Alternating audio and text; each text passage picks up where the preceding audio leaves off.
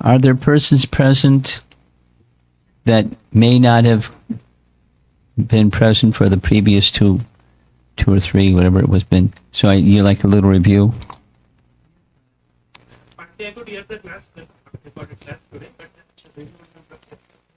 Okay. As you see on the screen, this is chapter 5. So yesterday we finished chapter 4. And chapter 4, the topic was nishtha. Nishtha means steadiness, or steady, or fixed, resolute, unshakable. Where bhakti has become sufficiently strong by the prior stages, bhajana, kriya, anartha, nivritti. And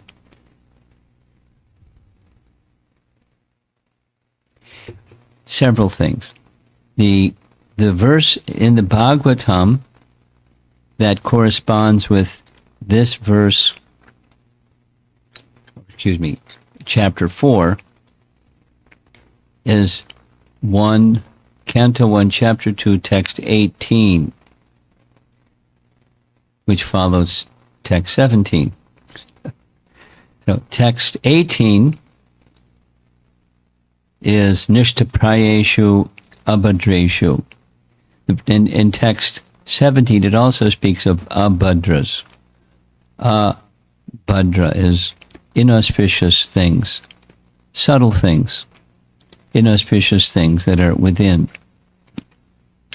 And those inauspicious things that are within, there's another term that corresponds with abhadras, and that's anartha.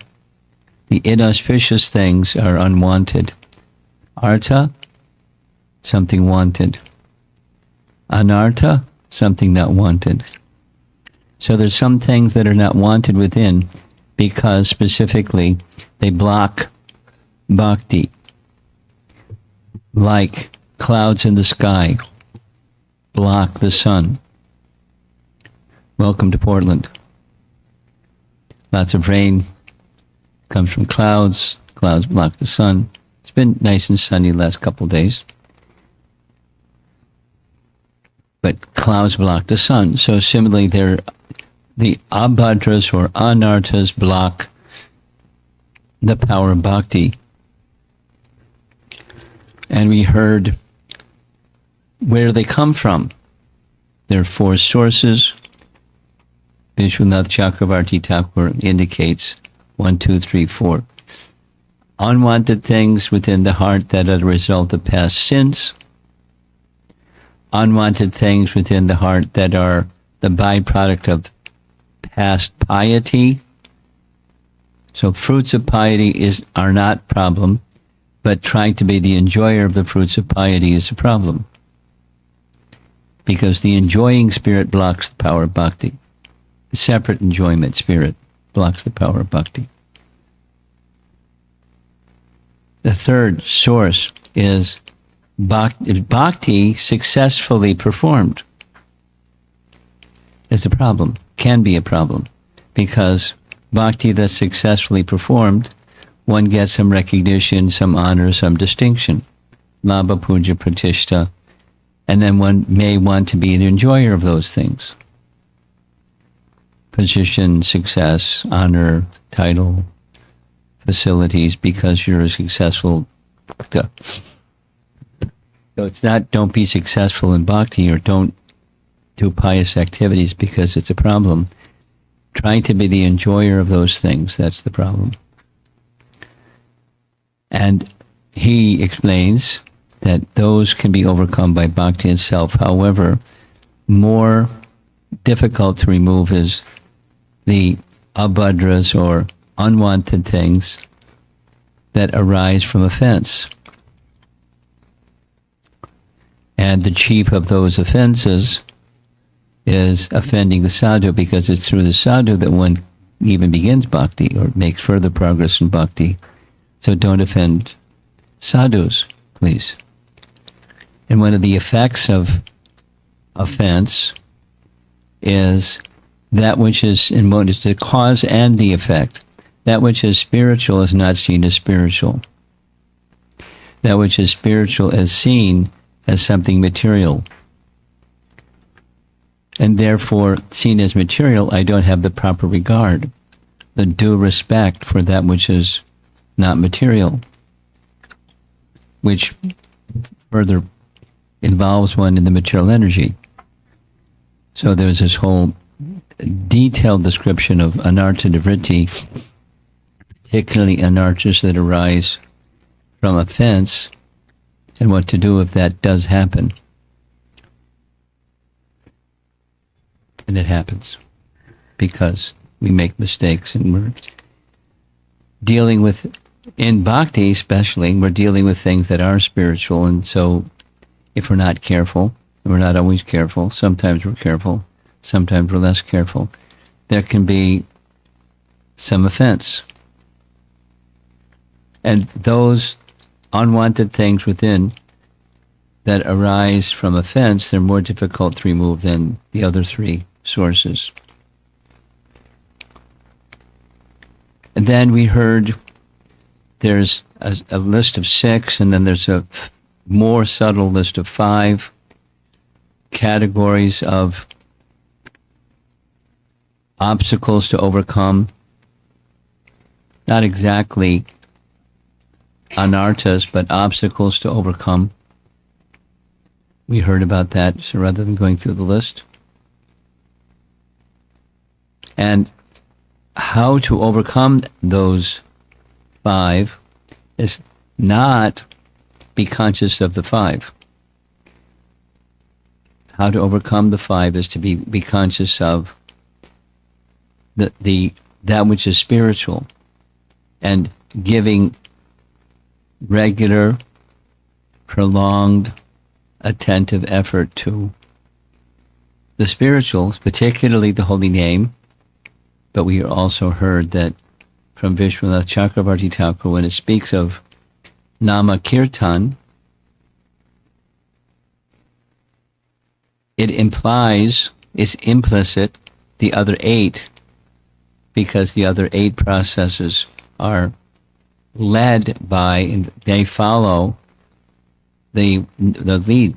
They follow the chanting of the holy name, the primary means of achieving elevation, purification, perfection is the chanting of the holy name.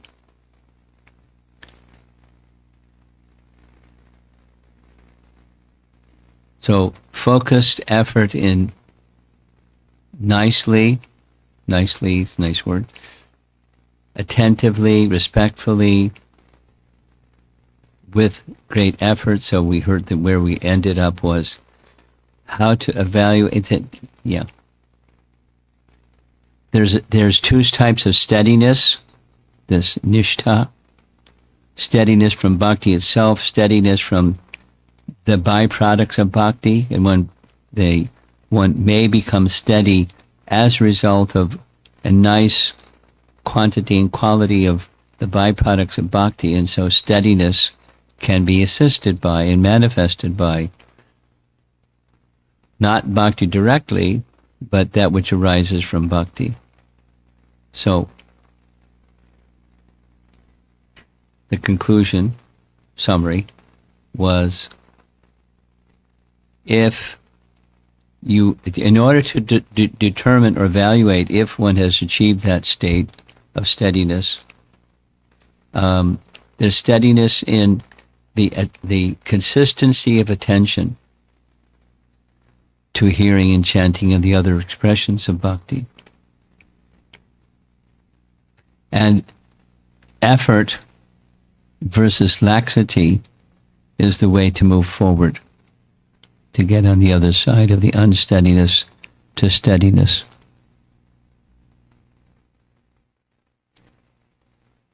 I'm curious,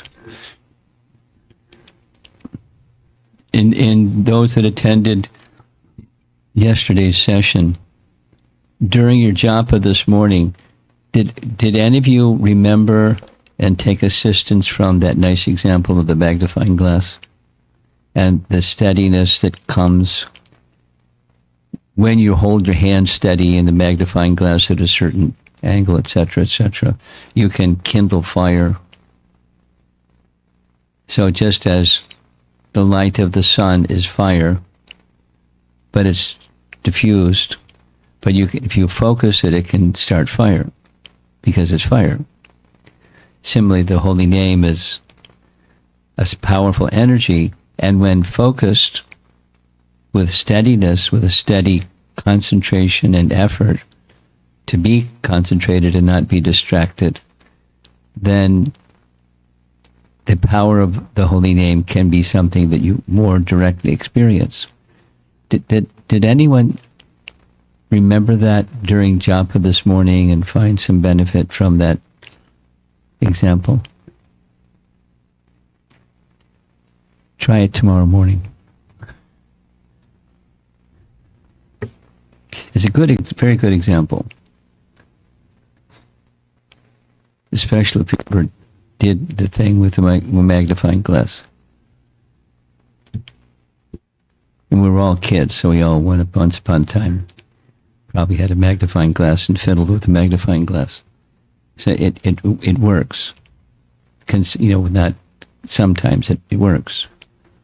And the chanting of the holy name works most effectively when there's steadiness of investing attention as opposed to inattention or distraction. So that's what a little summary of the Nishtha stage, which follows the Anartha-nivritti and Bhajana Kriya activities. So now we're on the taste. Then when Nishtha is done nicely, then taste may come. Now, I think I wanted to do this. Yeah. Okay. Yesterday I showed a chart that had I made some modifications in the chart. Here's how I made some modifications. It was pointed out that Nishtha said that material aspirations are prominent. So I changed it. They're slight but not prominent. That is to say, there's some residue of material aspiration. There's some residual modes of ignorance, modes of passion. When the mode of goodness, sitvam sattve prasidati, when the mode of goodness becomes established, there's still some traces of ignorance and passion. There's still some traces, slight but not prominent, influence of material affinity. But in Nishtha, the power of bhakti is sufficient that it doesn't act. Those traces, residual traces, generally speaking, don't act. In fact, when Nishtha comes, prior to Nishtha, the Anishtata stage, they may sometimes surface.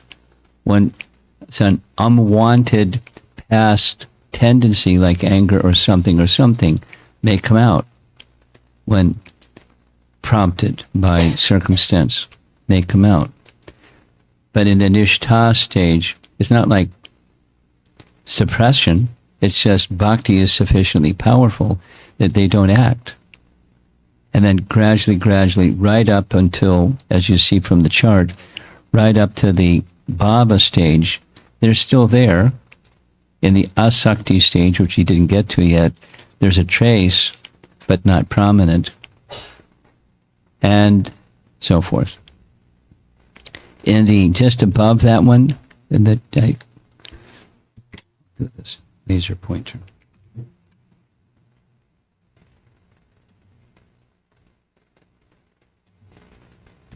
Yeah, I was speaking about this little change right here. And just above it, it simply said full force, but it didn't say gradually reducing, and that's a big emphasis. In the Bhajana Kriya Anartha-nivritti, that's gradually reducing the influence of material aspiration. And then the spiritual aspiration is more specific, detectable in many places in the Nishtha stage. That is to say, in the Nishtha stage, it's the description that we heard is as the heart or as the seat of consciousness, the soul, becomes more purified up to the point where bhakti is very strong, the Lord may suddenly appear in the mind. The form of the Lord or some emotion connected to your activities of bhakti, and it suddenly appears and may suddenly disappear. And there's nice examples. One nice example is Narada Muni describing to Vyas his previous life. And Narada in his previous life was an obscure person, the son of a maidservant. That's all. It doesn't say anything about his father, just the son of a maidservant. And he got mercy from the sages for the 4 months of the rainy season, etc., etc., etc., etc. And before they parted, they gave him, besides mercy, they gave him a process to follow. So he followed that process as he grew, and in the course of his meditation, the Supreme Personality of Godhead appeared in his meditation. And then he was in ecstasy. His body and his mind and his whole being was in ecstasy, and then suddenly, poof, the Lord disappeared. Right in the Bhagavatam, Canto 1, Chapter 6, I think it is. So then he was startled. His meditation broke. Looking around, where did he go? Then he heard the Lord's voice saying, normally in this stage that you were in, I don't show myself. I show myself when one is more qualified. But for you, I showed myself so that you would be encouraged to continue for the rest of your life doing like this. And you will attain me. And sure enough, he did. So, this is the modified chart that we saw towards the end yesterday.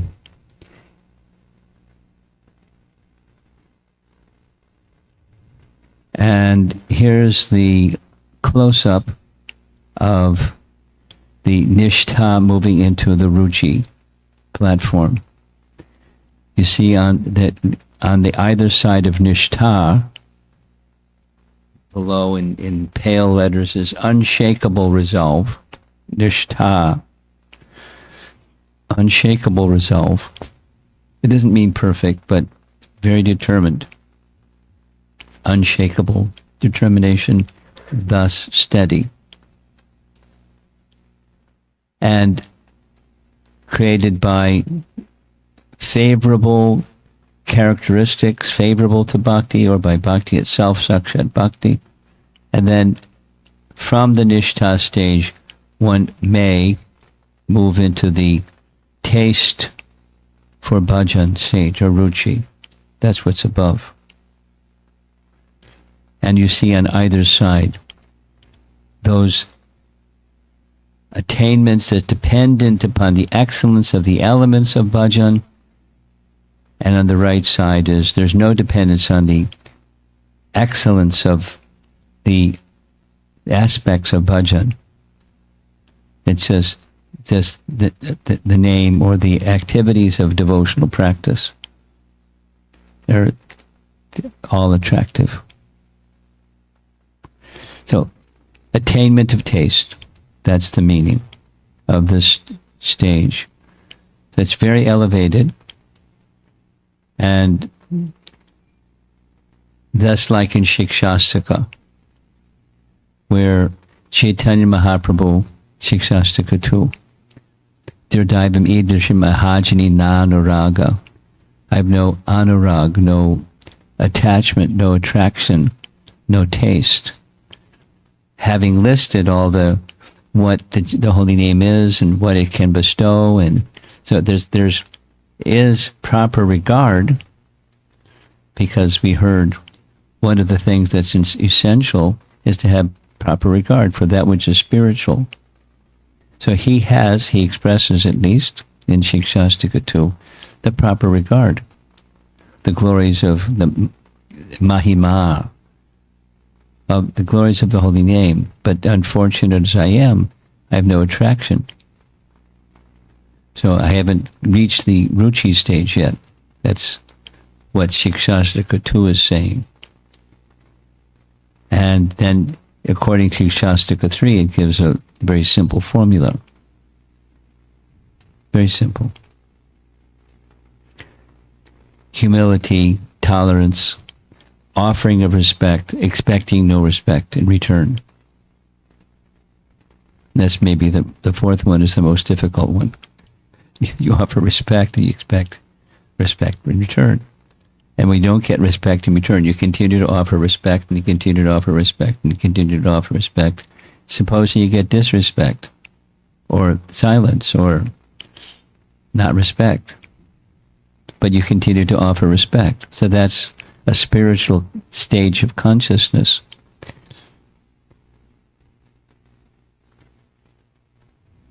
So here's the poetic. Now it's to go into these higher stages. It's essential that one has to be poetic to describe that which is beyond ordinary experience. So here's some poetic comparison. When the devotee takes into his heart the golden jewel, some say medallion, some say coin, the translation, of bhakti, shining brightly by the fire of steady, uninterrupted practice, abhyasa. So that's what helps one get to the stage of taste, is steady, uninterrupted practice. That's the nishtha, having attained nishtha by practice and practice and practice and practice, and propelled by its own energy, meaning that when nishtha is there, it's with the practice, the sadhana is without effort. Before that, there's effort, which is just fine. And after that, it just flows without effort. I was visiting with a godbrother not so long ago, and he was describing, it was a nice discussion, he was just openly sharing with me the stage of his chanting. And it's very elevated, the conversation. As soon as he wakes up, he's attracted to begin chanting. It's like the first thing in his mind. There's some other things that he does after that thought, but it's the heart's attraction. It was even describing, I was I wasn't asking, but it's just because of the nice relationship we have. He was sharing confidentially that he has a very clear sense of his spiritual identity. Spiritual identity, not, the servant of Krishna, generic, but his spiritual identity. I didn't ask, tell me. But he was just, so it arises from within. We'll hear something further as we go along, because attachment, bhava, and prema. Propelled by its own energy, just focusing on that. Without effort. Effort without effort. So propelled by its own energy means, in some ways, spontaneous. Like spontaneous combustion. That's a common use of the word spontaneous. You put this and that and just leave it alone. Spontaneous combustion. Fire comes. So if you put this and this and this, it's not guaranteed, but spontaneous combustion. So spontaneous bhakti, or propelled up by its own energy, then ruchi appears. And it's describing this ruchi as shining brightly by the fire of steady, uninterrupted practice. And Vishwanath gives a couple of examples. One of them is a young Brahmin student. In the student stage of her young Brahmin, he's engaged in studies. And his first studies may be arduous. Some students may be more attracted, some less attracted, but it's work. It takes effort. However, after the student starts to get to understand the message of the scripture here, says the import, then it becomes more interesting. And as the interest awakens and awakens, then the study is no longer a burden. He looks forward to it. And then as time passes, we're going to hear, he doesn't become tired. He just wants more and more and more. So the attainment of taste has that symptom, such as anything other than hearing and chanting, no thanks. And no fatigue when hearing and chanting, because we heard in the in the nishtha stage that one of the features is laya. One may become easily fatigued or just drowsy or fall asleep, indolent. But no fatigue in this ruchi stage. And great attachment. One eagerly looks forward to, fantastic, another day of chanting. Another, whatever it is, the time commitment you have with your morning activities, not only chanting, the other aspects of your morning program, your Mangalarti or your deity worship or your reciting of prayers or reciting of slokas or something, whatever your personal daily sadhana is, in addition to the chanting of the holy name, because chanting of the holy name is in itself very central and very essential. The second example, along with the young Brahmin student, is a very familiar one. It's in Rupa Goswami's writings, and chronologically, Vishwanath Chakravarti Thakur came after Rupa Goswami, so he uses the same. But there's a liver disease, commonly known as jaundice, and there's a cure for that liver disease, and that's sugar candy or rock candy or misri or different ways of describing what it is. And the point is, prior to ruchi, there may not be a taste. In the stage of ruchi, there's a taste. That is, the disease has been cured. And so the taste is sweet because it's sweet. The taste is sweet because it's sweet. It's just like, I'll say it again, it's just like this example of magnifying glass.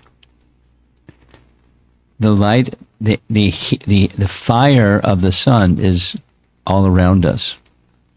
We're not feeling the intensity of the fire of the sun. To some degree, it may be hot, but not burning.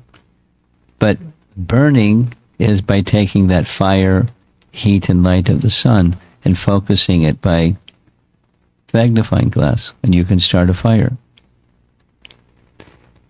And anything organic, it'll burn, just the light, the focus of the light of the sun.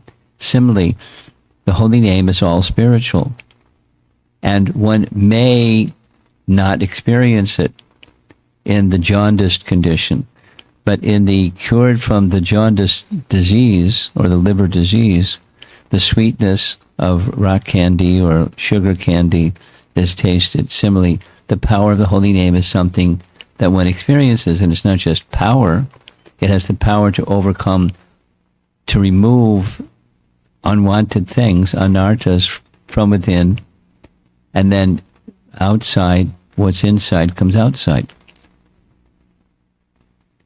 Then there's a real taste. Then it's just moving of its own power, of its own volition.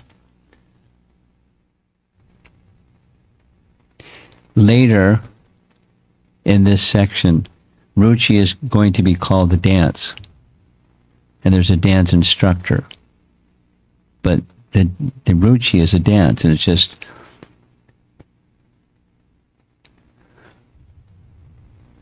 it happens. I mean, dancing may happen during kirtan because everyone else is dancing, or it's what you're supposed to do, so you get up and dance. But it's natural when you're feeling joyful to dance. It just comes out. So that ruchi is that dance. Ruchi is the dance of bhakti where there's a real taste. And here's a little explanation given by Vishwanath. The jiva's heart, this is the prior to ruchi, infected with ignorance and other kleshas, becomes cured by the medicine of repeated hearing, chanting, and other devotional methods. Innate taste restores gradually.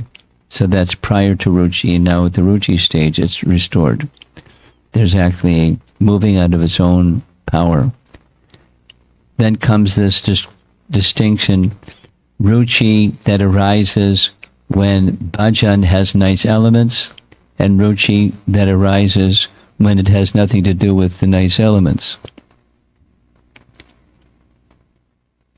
Now, in the Sanskrit, there's the word vastu.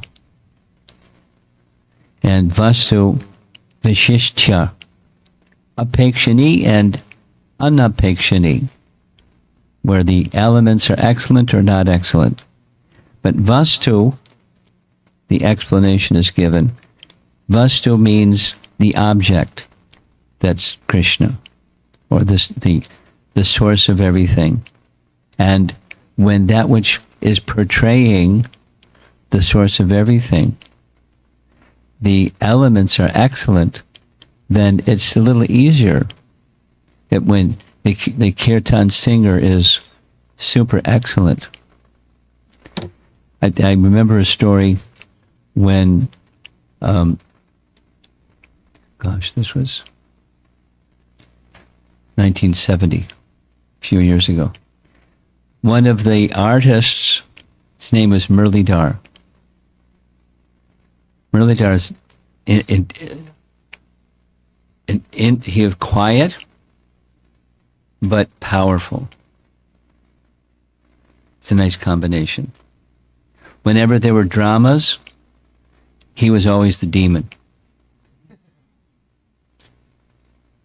My first experience of a drama in ISKCON was on Nrsimha Chaturdasi. And I was just a visitor, didn't know anybody or anything, and I didn't know it was Nrsimha Chaturdasi and all of that. And when it came time for the drama, in the temple room, there were very tall curtains. And even during Aarti, Muralidhar was hidden behind the curtain because it was curtains all the way down to the floor. And when Nrsimhadev appeared, he burst out of the curtain. And he roared. And his arms were up, and he's a big body and really big eyebrows, and he was roaring. People could have had a heart attack because it was really scary. He was intense, but otherwise very well composed and gentle demeanor, but an intense internal. The bhakta, really nice devotee, excellent artist.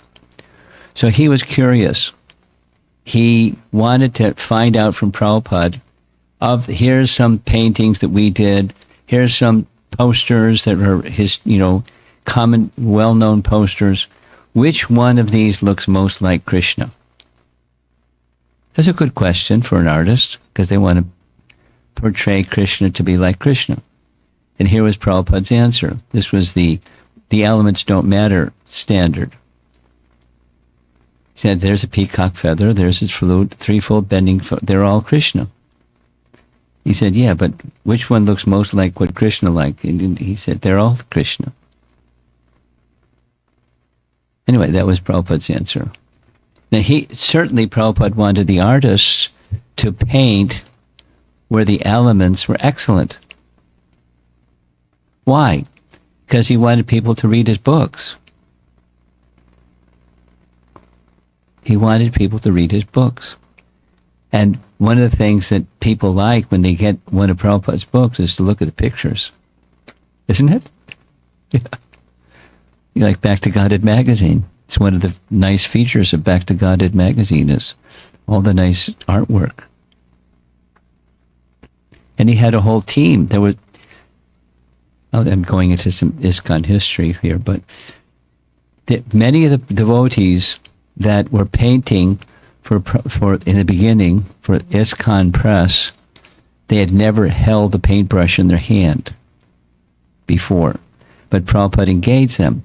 So they made stick figure looking Panchatattva paintings because they didn't know anything.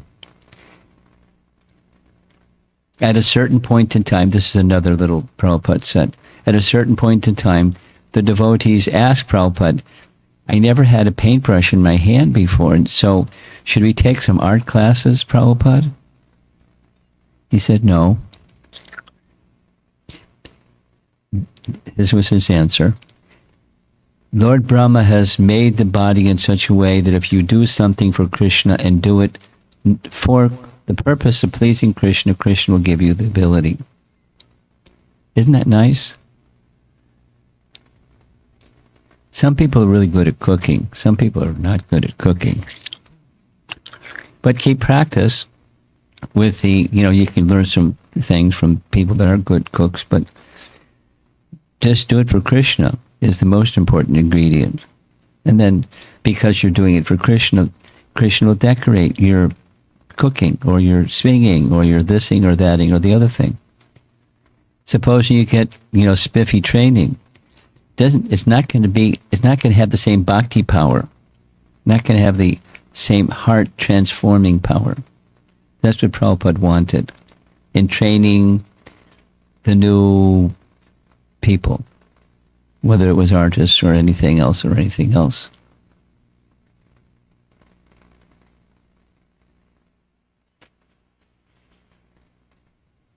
So vastu here means the object of worship. So the object of worship is being portrayed specifically here in hearing and chanting. So the speaker is a good speaker. Some persons are gifted. Some persons aren't so gifted. It's important is that the message is being repeated intact. And it's important to avoid just making stuff up. Because you want to say something attractive, so you make some attractive stuff up. Don't do that. Practice that Krishna is to be pleased, and then one who is in the stage of ruchi, the elements don't have to be so excellent. So here's the same thing again. The dependent, where kirtan, deity worship, prasadam, the elements are excellent. Kirtan and bhajan having a beautiful melody is an indispensable requirement for taste that's in this dependent condition. And he writes, Vishwanath Chakrabarti Thakur writes, that's a dosha, abhasa. A dosha is a fault or a trace impurity. And then comes where it's not dependent upon the excellence of elements. There no more dosha. no more impurity. So note, even in the ruchi stage, it can be of the lesser, and then can be of the greater stage or maturity. And humility becomes profound. Not self-glorification or self-gratification, but humility becomes more profound. That is, my former lack, I am embarrassed by it, and I was an embarrassment to the Sangha of devotees. This is Vishwanath's language. I am so unfortunate. I kept the precious jewel of bhakti received from my spiritual master tied in the hem of my cloth. The precious jewel of bhakti. I lick up the bitter tasting, deceitful, profane gossip as if nectar. I become sleepy during katha, but my ears perk up whenever there is vulgar idle talk. I have stained the assembly of devotees. So it's in one sense, it's self-deprecation, but it's not just self-deprecation. There's taste, so there's an appreciation for the genuine, but some sense of regret of, it took me so long to get here. No, it does take some time to get there, because there's steadiness over a period of time of effort and focus and not being distracted, etc., etc. It's not cheap, not quick. But it's natural and progressive. And when one attains it, the point that Vishwanath Chakravarti Thakur is saying, it's a natural byproduct that one feels profound humility. Say it the other way. If someone becomes boastful, something's wrong. I've got a taste. Da-da-da-da. It's incompatible with what the standard of what elevated consciousness is. Then he gets into this nice poetic language again. Devotional service is like a dance. Devotional service is like a dance, and the dance instructor is ruchi. Sometimes he writes that the ruchi itself is the dance, and then the instructor is bhava and prema. So here's Lord Chaitanya and his associates engaging in dancing or tasting, ruchi, tasting the holy name in ecstasy. Here's another Prabhupada said, when kirtan is going on, supposing you're not feeling ecstasy, raise your arms and dance anyways, and you'll feel ecstasy. He encouraged.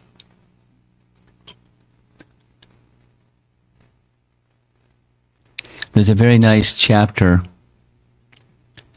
in the history of Srila Prabhupada.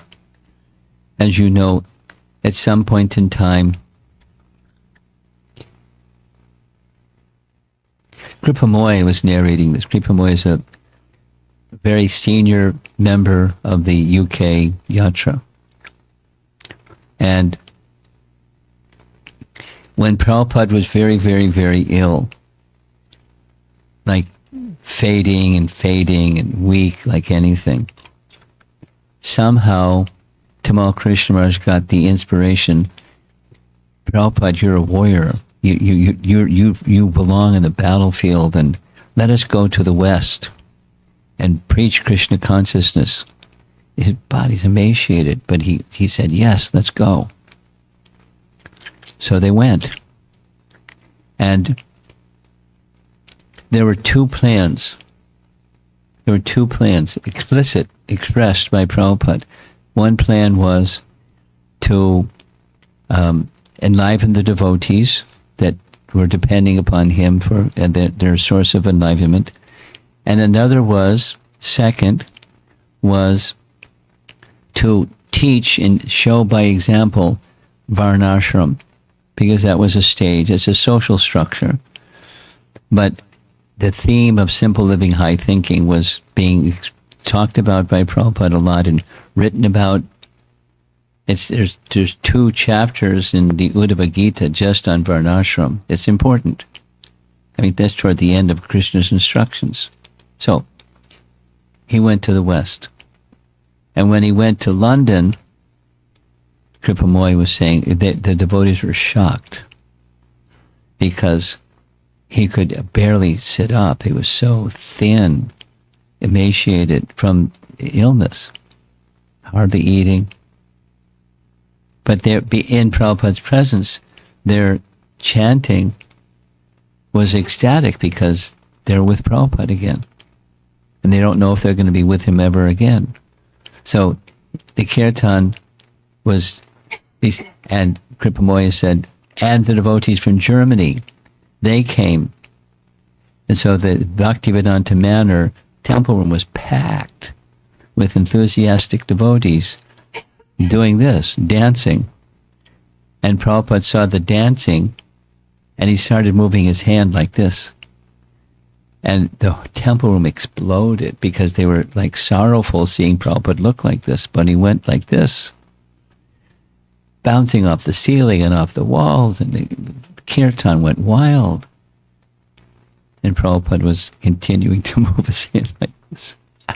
He wanted to see the devotees experiencing and exhibiting that experience in the form of ruchi, dance. And sometimes, this is a posed painting, but, kirtan, says Sankirtan, the beginning, I was thinking about this last several days. There was a time when everybody in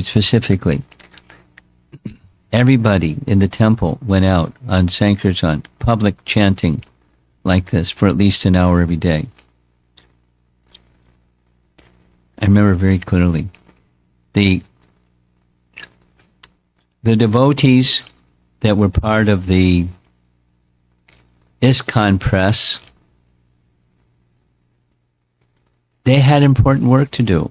The composers and transcribers and the artists and the editors and the thises and the that's. And the book publication was like the heartbeat of Prabhupada's gift to the world. As important as their service was, everyone went out on Harinam at least for an hour every day. Every day. Every day. Every day, just like Mangalarti, you're brushing your teeth, or every day, Harinam. It was really nice. It kind of like, let's go in Harinam. And with Harinam, there was the distribution, because there wasn't volumes of literature to distribute like today. It was mainly, at that time, there was, of course, the first canto Bhagavatam, but Bhagavad Gita wasn't available yet. The Macmillan version of Bhagavad Gita. It was just Back to Godhead magazine and invitations to the temple. So that's what we did.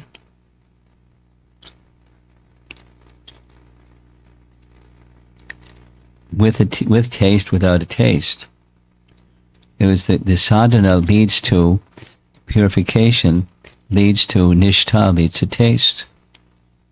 So rough, unpolished diamonds or jewels became polished and shine, and began to shine. Just from this practical activity. And now another statement Vishwanath makes about the stage of ruchi. As ruchi gains maturity into this, regardless of the elements, it uproots the last vestiges of bad qualities from the heart. So, ruchi, after ruchi comes a sakti.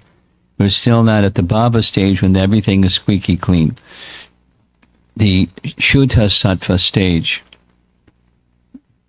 But bad qualities are taken from the heart. keep going, Prabhus. At this mature stage of ruchi, one has become fixed in seva nishtha, pure unalloyed service to Krishna. So, pure unalloyed service to Krishna, the statement is being made by Vishwanath. He's not mistaken. Pure devotional service may, in fact, that you remember that chart, there's still residue of something other than, let's say, residue of material attraction. But pure devotional service cleans it away, and seva nishtha becomes fixed. So nishtha is before ruchi, but when in the mature stage of ruchi, it's super fixed. From the heart to the mind to the words and body, from the internal going outward. In this stage of ruchi, one hears and chants the Lord's name, qualities, and pastimes in a strong and steady way. Now, nishtha is already the strong and steady, but it just becomes more prominent propelled by its own energy, more prominent, strong and steady. It's a nice painting, huh? So that's the prema stage, but Chaitanya Mahaprabhu exhibited the same, the engaging everyone, and the everyone were so amazed by the stages of Chaitanya Mahaprabhu's expressions of ecstasy and the taste that he had for hours and hours and hours and hours. He would have disciples, Srup Damodar and Gadadhar Pandit and others, read the Srimad Bhagavatam or recite slokas from different poetic authors or the Bhagavatam's message, and kirtan. And with kirtan, ecstatic kirtan. Here's Lord Nityananda. Lord Chaitanya is, of course, in the center, jumping high in the air. And over to his left, or to our right, that's Nityananda dressed in blue. And then there's behind him, Swarup Damodar, dressed in saffron cloth, Ramananda Roy, dressed like an aristocratic governor that he was, and then other associates involved, and some of them are, ready to catch Lord Chaitanya in case he fell, because sometimes he fell and just like smashed into the ground. So they're ready to catch him in case that happened. But he is at the center. His ecstasy is at the center. The holy name is at the center. So then more poetry from Vishwanath. We're almost finished. Here's a bumblebee going from flower to flower. By good fortune, those who attain ruchi will come across the literary works describing the transcendental glories of Sri Gauranga.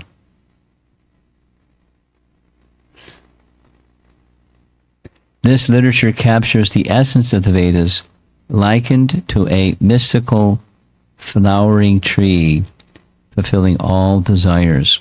This fortunate devotee becomes like a honeybee who constantly drinks the ambrosia from flower blossoms. Now, most likely, all of us in the room, now there's some devotees that grow up with Chaitanya Bhakti or Lord Chaitanya as part of their childhood activity, but most of the rest of us it's something that, a little bit this discussion from yesterday, it's something that it's new to us. The personality and the gift of Lord Chaitanya and the methodology of Lord Chaitanya and the associates it's all new. And it's in the beginning, because it's new, it's not something we're familiar with, it's new. It's like it takes a while to let it grow and become familiar with it. And to be able to taste the sweetness of it. But as one becomes more matured and one becomes fortunate, then there's this very, very special attraction for Lord Chaitanya's pastimes.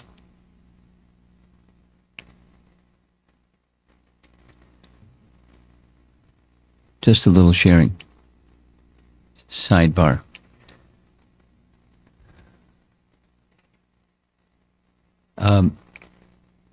I've been visiting China since the year 2010. And in the year 2010, I was the chairman of the GBC. And there was no job description. So I started thinking of who were really qualified GBC chairman. And one person I thought of was Rabindra Swarup Prabhu, because he's just like brilliant. He's not like super administrator, but he's just brilliant. So I thought of him and I consulted him, and the idea started to arise, what's really important in the world? The chairman of the GBC has to be thinking about what's important in the world. So I literally got a globe and started turning the globe around. And there's China. And 2010, world population-wise, there's a lot of people in China. And influence in the world, China was on the rise. Now it's more than on the rise, but it was on the rise during that period of time. And Tamal Krishna Maharaj had left the planet. And so there were two GBCs that took his place, successors to Tamal Krishna Maharaj. And how can you replace Tamal Krishna Maharaj? And one of them had this very severe illness. So he wasn't even able to move around at all. And the other was blacklisted from getting into China. So there wasn't presence of a GBC in China for that year. So I thought, let me go to China. Not like, what the heck, but, it's important. So I went to China, and wow, the receptivity was amazing. Because, the government is what the government is, but the people are who the people are, and there's a big difference between the government and the people. Anyway.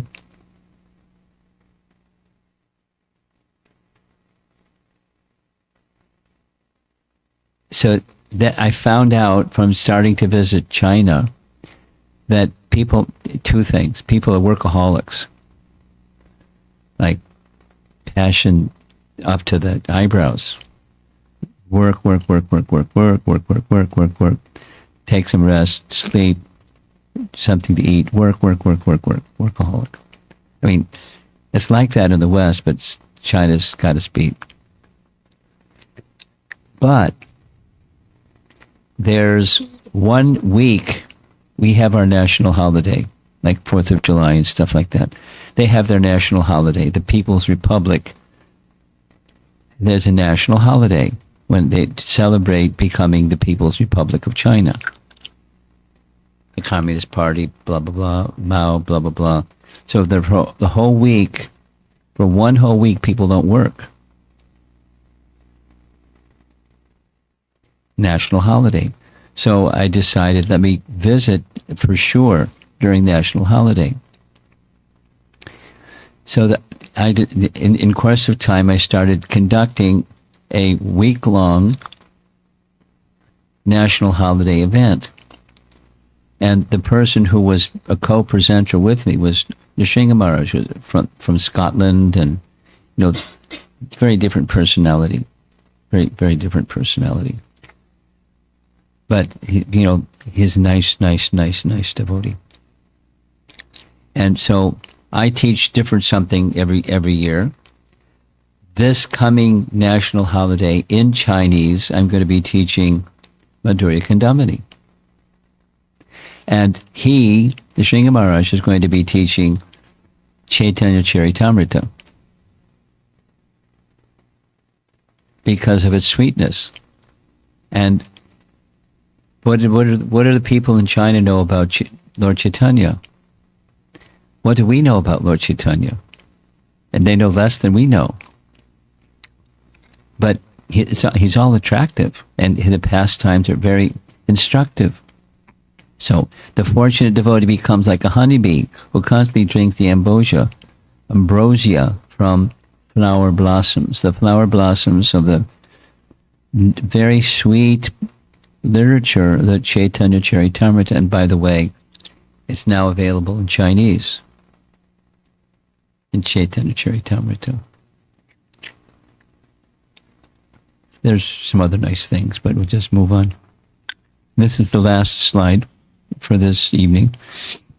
Seeking the company of saints, persons who are in this stage of ruchi shun the common crowd. Residing in holy places, they must engage in serving the Supreme Lord with a pure heart. I mean, they want to become pure, want to become more pure, and as mentioned, the seva nishta becomes firmly established, and they're naturally attracted to holy places and associating with sadhus in those holy places spontaneously. After serving the Lord with a pure heart, ruchi, the divine dancer, then attracts the devotee's attention, and he aspires to learn dancing, meaning ruchi, the ways of taste. The devotee should then associate with the rasika bhaktas, who are expert in the same art of dancing, and learn it from them. For the first time, the devotee thus experiences an ecstasy beyond description, because that's leading to the next stage, asakti and bhava and prema. With the passage of time, when the two perfect dance masters, bhava and prema, appear and teach the devotee the sublime dances. So it's poetic. Again, poetry or poetic expression is necessary to describe that which is far, far beyond our experience. So poetry or imagery, painting a picture so that when we're not there, we can get a sense of what it's like to be there. And inviting and encouraging us to want to get there.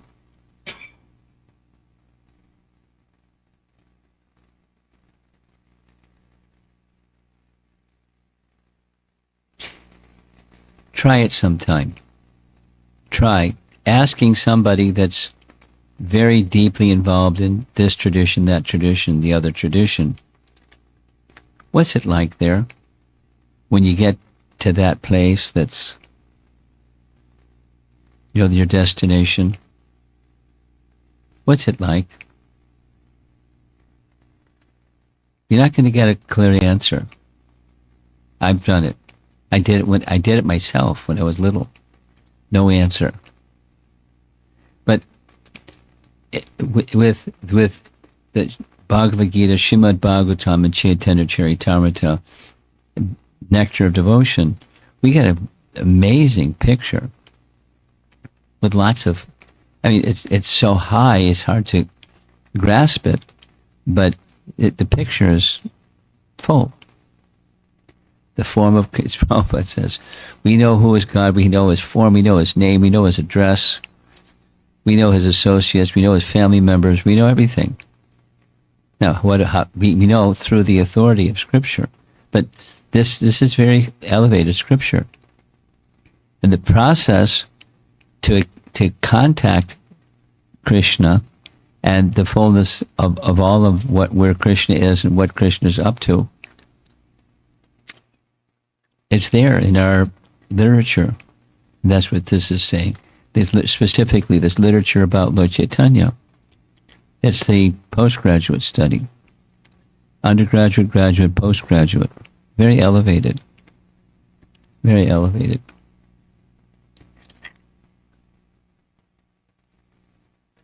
And the next 3 chapters, the final 3 chapters of Madhurya Kadambini, get out your telescope. It's way up there. So we'll go through the explanation, and it's part of a science, but it's not within our experience presently. So there's further poetry and further expressions of what's it like up there. But it's to give us a picture and encourage us to want to get there and be in the company of, as it's saying here, the Rasika Bhaktas, who are expert dancers. They're ready to teach dancing. They're ready to teach the ways of higher stages of bhakti. Okay. Let's see if there's some discussion.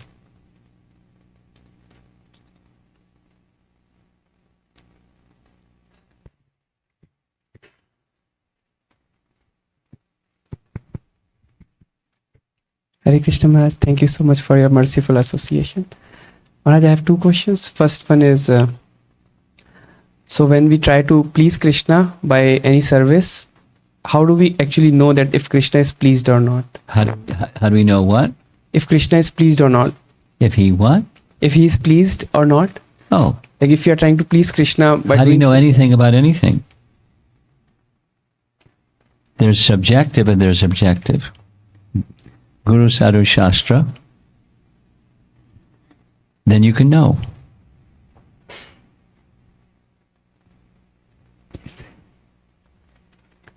And so, then there's the subjective. You can say some, from the verses of the Bhagavatam, that's Shastra, we can know. Yenatma suprasidati. Suprasidati. Atma suprasidati. One is feeling satisfied. That is to say, na sochati na kangsati. There's no more hankering, lamenting. Now there's spiritual hankering that increases. But that's in intimacy with Krishna, but not a material hankering or lamenting. So material affinity diminished, spiritual affinity increased, Krishna is pleased. And loving attraction for Krishna and wanting, all these symptoms are being described and further will be described. So Guru Sadhu Shastra and Atma Suprasidati. How do you know when you've eaten enough? You're feeling full. Somebody may ask you, could you take some more? Oh, thank you. I'm full. Oh, you sure? Maybe some of this? No. Atma Suprasidati. That's subjective. And then Guru Sadhu Shastra. Thank you so much.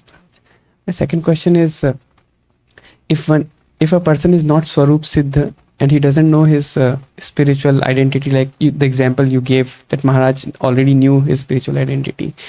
So in that case, for sadhaka, he understands that he is trying to understand that he is a servant of Srila Prabhupada, for example. Could it be possible that in the spiritual world, Srila Prabhupada would engage that person in his Swarup Siddhi? Oh, come because on. He's trying. Let's not speculate like that. So let's not do that. Okay. Please, let's not do that. Let me see. One second. Yes, don't do that. Just wanted to add to that, Maharaj.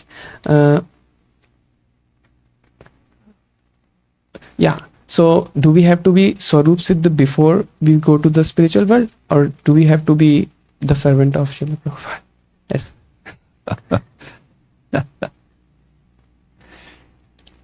Lock in to your constitutional position as an eternal servant of Krishna, and everything. Upcoming chapters are going to indicate answers to your question, and it's mental speculation. What you're doing right now is mental speculation. It's not realization or anything like that. So things become revealed through the power of bhakti itself. We'll hear as we go forward. So everything will become revealed. But you start with where you are right now. No, it's okay to ask, but start with where you are right now. Become more focused on Krishna's pleasure, defocused on what's going to be my experience. And how is it going to unfold? It's okay. There is a science. It's okay. But focus on, what's right in front of your nose. Stay focused. And the spiritual form is revealed by bhakti, by bhakti itself. Now there's representatives of bhakti herself, but through the agency of those bhakti representatives, but it's bhakti that reveals. So there's the answer to your question. Thank you so much. In due course. I see a hand in the back behind you.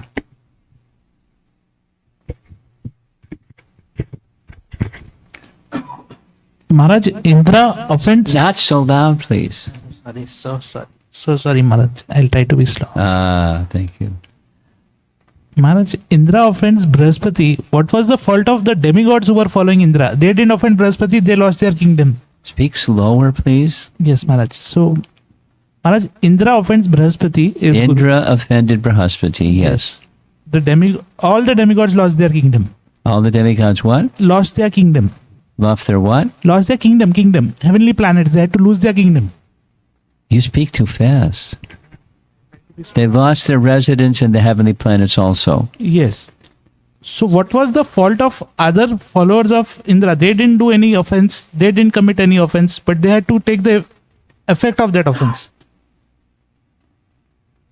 Well, what's 2 + 2 = 4, right? So if your leader is exemplary, then the followers get the benefit of the exemplary leader. If the leader has some dosha, then the followers receive some of the dosha. There's this nice example of different circumstance, but similar principle. The principle is when the Brahmana whose sons disappeared shortly after their birth, multiple times, the Brahmana went right to the king and accused the king. There's discrepancy in your kingdom, which means this shouldn't be happening, but it's happening in your kingdom. Therefore, you're at fault. And because you're at fault, I'm suffering. My sons, not that they died, they just disappeared. They didn't die, they just disappeared. What's that? What kind of king are you?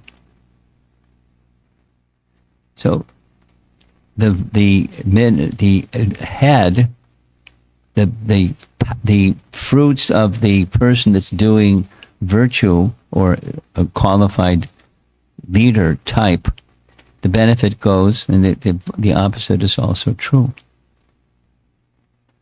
It's another nice, same principle.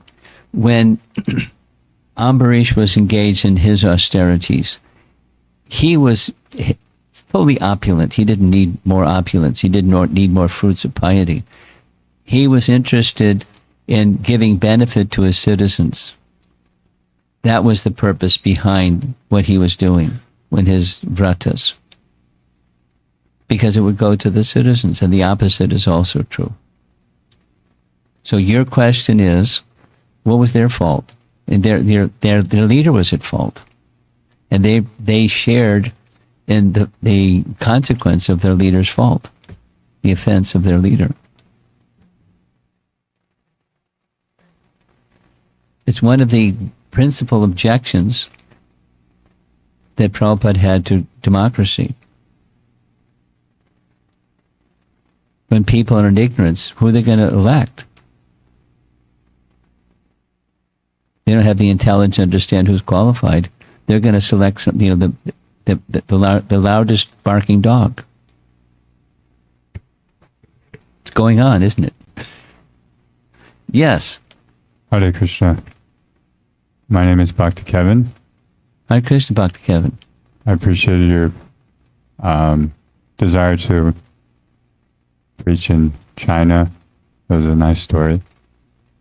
I thought that was going to be my calling. But recently I've been engaged to preach to Muslims. And His Grace Amoga Leela Prabhu has been helping me. He helped start Hare Krishna in Pakistan. In Pakistan. Yeah, Pakistan, which is a Muslim country. So it's got me thinking a lot about Prabhupada's vision of Daivi Varnashram. Uh-huh. And it's such a new time.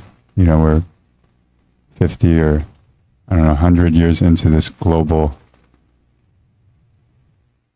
mind, global society.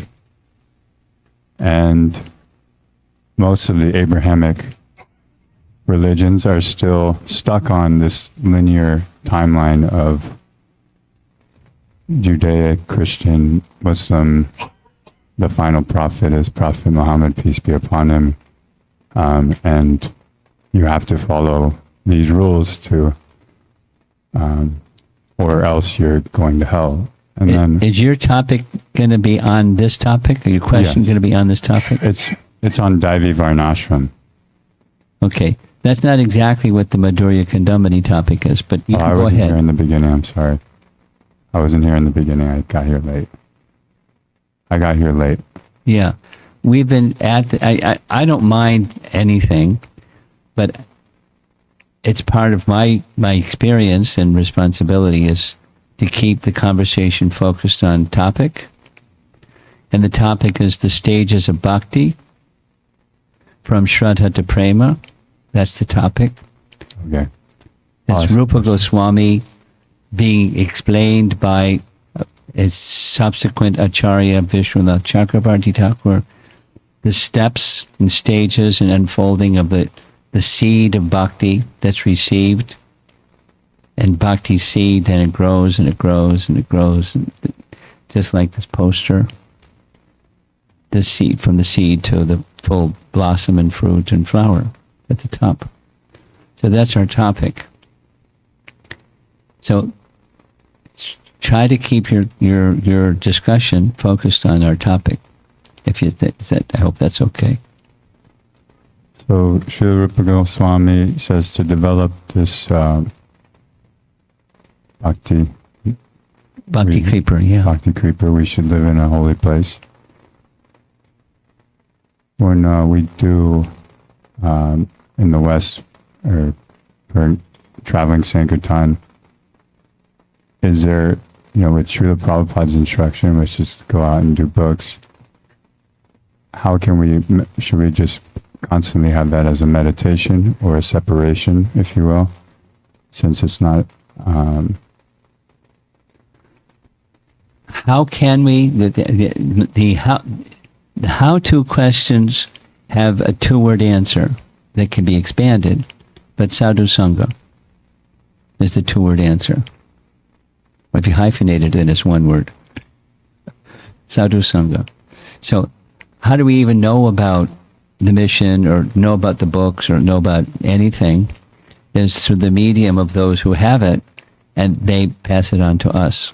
So book distribution is where we've received something and we're passing it on to others. But the principle of how to get to stay fixed and inspired is sadhu sangha. You associate with those that have that enthusiasm, and it's contagious. You become infected with their enthusiasm, or at least the possibility. You stand near a fire, you get warm. You associate with those that have the mission in the core of their heart, and it's like vibrant. It's easy to pass it on. Thank you, Maharaj. Yeah, sadhu sangha. Hare Krishna, Guru Maharaj. I have two questions. Okay. So we discussed about ruchi and nishtha, but it looks like that nishtha also has the taste, Yes, and ruchi also has it the has taste. matured. Yeah, so this is not a kind of a bucket system, but of course it is all over. There's overlap, yes. Let's do this in response to your question. I said it yesterday. Vishwanath Chakravarti Thakur writes that this seed of bhakti has a preliminary faith, and the other 8 are just stages of faith. So it's faith with this label, faith with that label, faith with... So faith is throughout. Similarly, what you're saying. So I also said this earlier. These stages are not buckets. And then this bucket fills, and then you start to fill up that bucket because it has nothing in it. It's not like that. There's an overlap, and it just moves from one stage to another stage, but there's overlap of the stages. It's not clear cut. This end that begins. So your assessment is correct. There's elements that are like, but it's something becomes particularly prominent. And it's like her question about Laya and Apratipati. There's some similarities, but there's some differences. There's a stage. So, a thoughtful person will see the similarity. You're a thoughtful person. You're seeing similarities. But it's not exactly the same because it's a stage of development, a more mature stage. Like a creeper. More mature, more mature, more mature, more mature. Thank you. And second question I have is, I was looking at this document, and one place, yes, where there is Asat Trishna, thirst for non-spiritual things. This is under Anarth Nivriti. And one of the items, that attraction for 5 types of liberation, is mentioned under non-spiritual things. Now we know from Rupa Goswami's definition that moksha laghuta, correct? That's at the Bhava stage. Yes. Yeah. But calling the liberation as a non-spiritual thing, because it comes as a side effect with the bhakti. There's this, we touched on this topic 2 days ago. There's a spiritual and there's a non-spiritual type of liberation. And this is speaking of the non-spiritual type of liberation, because it's negation is non-spiritual. But then there's spiritual. They go back to Godhead, Yeah. for example. Yeah. So there's spiritual, or the loving relationship. There's spiritual liberation, but then there's the aspiration. Anyway, you want to? Why don't you clarify your question one more time? Yes. So what I understand that there is a negation thing, that an impersonal liberation Yes. is there, but Yes. this specifically says all 5 types of liberation as non-spiritual. But what are those all 5 types? This chart, what you're holding your hand on, everyone got a copy. It's taken from Bhanu Swami. I didn't make the chart. So what are the 5 non-spiritual types of liberation? I don't know what that reference is. There's categories of negation. That's what I take it. So like, let's just say, here's 2 of the 5. Shankaracharya's teaching and Buddha's teachings. They're non-spiritual. Although they allude to something spiritual, they're not, because it's definition by negation. And what's on the other side, one says nirguna Brahman, and the other is void.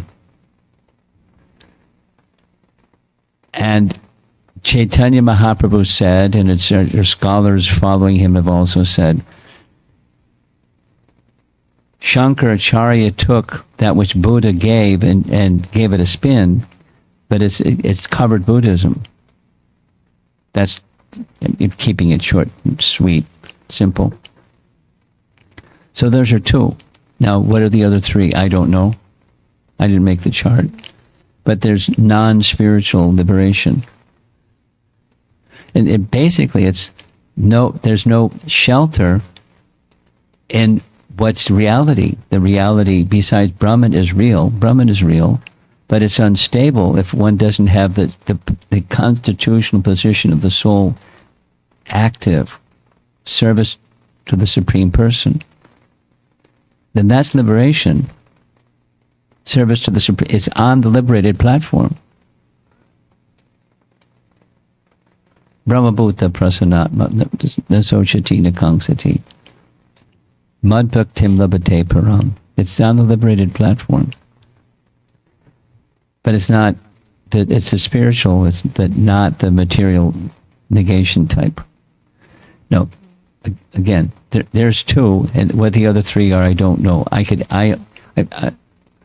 research it. Maybe I can write to him. I'll do that. I'll write to him. Send me a little text message to remind me, because I might forget, but I probably won't forget. What are the 5 non-spiritual types of liberation? To see what he was intending by that statement, which is what you're asking. Okay. Thank you, Maharaj. I have a question on Nectar. We spoke How that come you're so soft and he was so loud?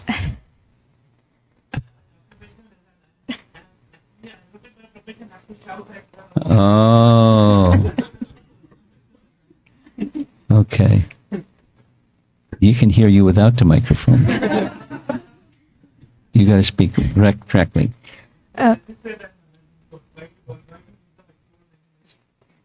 Hare Krishna. we spoke about the steadiness that's coming from the bhakti directly and the steadiness that's coming from things that are favorable to bhakti. Yes. Does one culminate in other, or both lead to the, when perfected, lead to ruchi? Do both lead to ruchi? Is that your question? Yes. Yes. Because steadiness is steadiness. And it's not that the elements that are favorable to bhakti exist without bhakti. Bhakti is there. Bhakti generates those things that are favorable. But it's not necessarily complete. Bhakti is not in the sakshat bhakti category yet. But the steady, so it'll help bhakti become steady. It's an assist. And then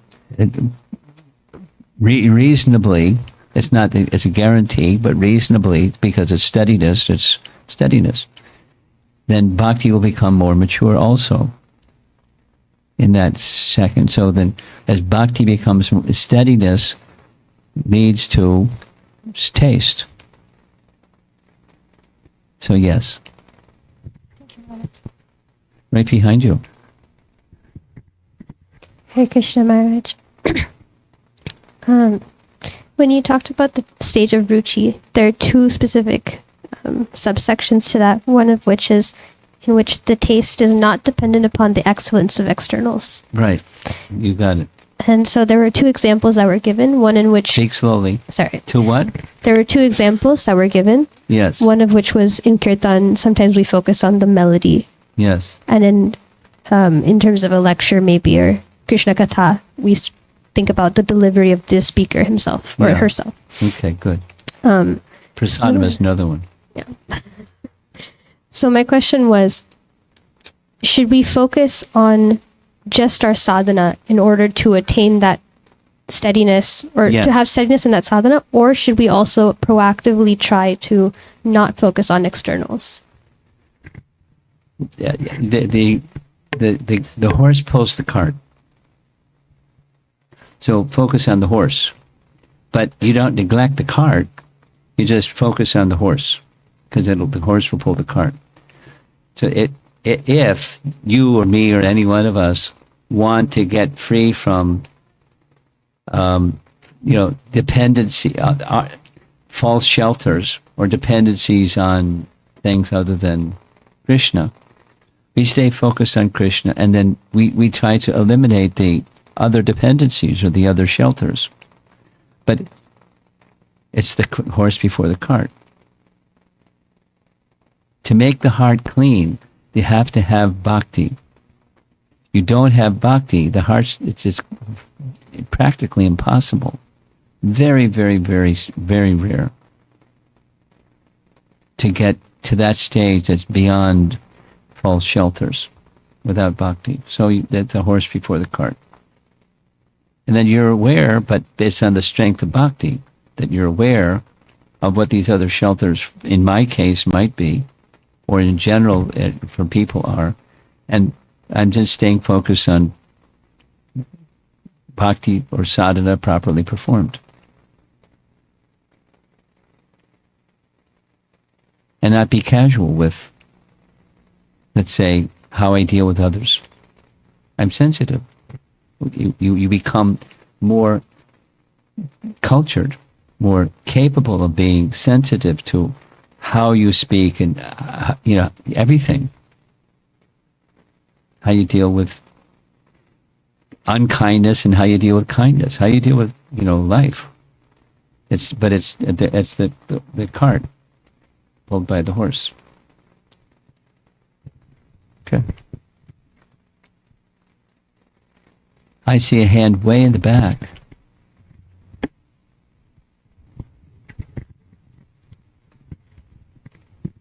Hare Krishna, Guru Maharaj.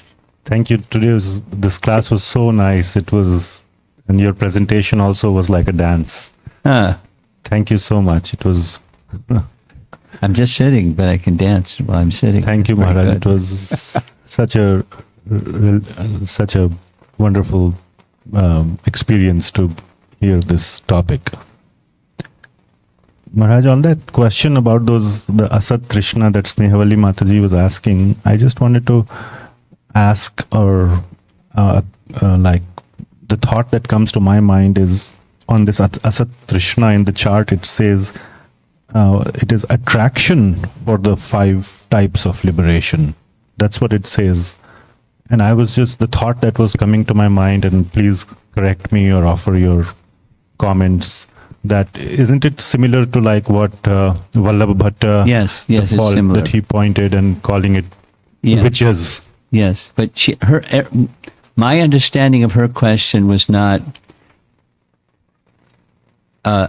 aspiring for, in contrast to what are these 5 categories. So you picked up on an important point, and her question was a little different. Okay. What are those 5? Could you please identify those 5? Asha is the point you're making, the aspiring for. Yes. Thirst for, asat. Thank you, Guru Maharaj. Trishna. Asat Trishna can become Krishna Trishna.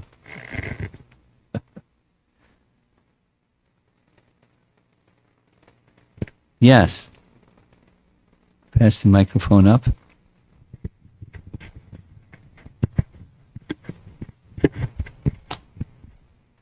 Thank you, Maharaj. My question is, so this Bhakti Lata, actually I tabled the question of a parallel limb of Gyan Lata, but this Bhakti Lata, if we were to observe this as, if you forget the body, And if you think about mind, intelligence, false ego, for a soul to migrate through this tree, it could take multiple lives, It could take what? multiple lifetimes. Well, it doesn't have to. Right, but we do see devotees like Prahlad, and also, in our devotee community, the kids, they are probably at Nishtha level, and definitely Prahlad, Maharaj, and so on, they were probably at Bhava level, right? So they probably caught up from prior lives. They're speculating. I am speculating, but the way you said, like for example, for Nishtha, there is a bhakti way, and there is also the left side, which is just a behavioral, the humbleness which naturally comes and so on, right? So that must be a gift, right? That's not what? That must be a gift, or from the Yeah, past. of course. Where does Krishna has a big warehouse. He has a good quality warehouse. And someone comes to him as a devotee. Oh, let me decorate my devotee with some good qualities. This quality, that quality. They're not steady yet, but this quality, that. So it'll help them become steady. Just encouraging this quality, that quality. I mean, your question is a little bit like her question. Not the same, but it's... Now, where's the train going? What's the point that you'd like us to receive from you? I was just trying to comprehend if all this is possible in one lifetime. Oh, of course, less than a moment. Okay. Now, that's rare, but there's no material cause, no material impediment. Ahaitukiya pratyata, yatma suprasiditi. It takes time. Why does it take time? Because we're attached. Supposing someone has less attachment or capacity to become, just let go of attachments, the material attachments. It's possible. Circumstance or nature or whatever. Look at what happened to Dhruva. Look what happened to Dhruva. 6 months. What do you think? It's just a story, right? No. Didn't really happen. It's just a story. It probably happened, but to my point, they probably were born at Oh, come on. ruchi level. That's your mind. Don't shut that one down and go to the scripture. Take shelter of what scripture says. Then rather than yeah, but maybe something. That's just a spin. Waste of time. Misuse. Last question.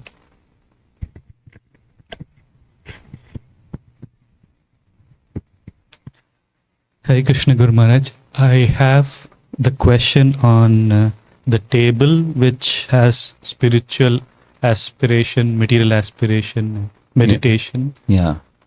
For ruchi, in the material aspiration column, it says localized only. What does that mean? I didn't make the chart, obviously, because I had to edit what was there. Localized, I think I added something. It means that it's sometimes, but not pervasive. Sometimes, and then it disappears, but not pervasive. Because pervasive is before the localized. Sometimes in this situation, that situation, there may be some temporary appearance. Then it disappears. Latent. Localized. That's okay. Srila Prabhupada ki jai.